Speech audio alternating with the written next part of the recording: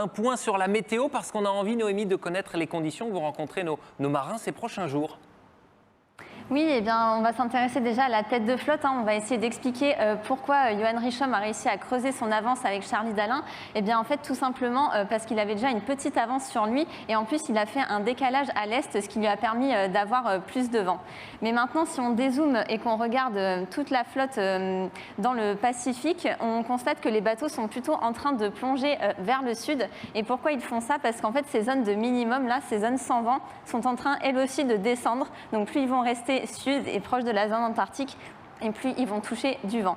Et si on s'intéresse un petit peu aussi aux trajectoires, c'est intéressant de regarder que par exemple le groupe de Clarisse Kremer ici font des trajectoires plus directes parce qu'ils ont du vent de travers, donc qui vient sur le côté du bateau, alors que si on regarde plus à l'arrière le groupe de Isabelle Joschke, eux le vent vient de l'arrière, donc ils sont obligés de faire des empannages, des changements de direction.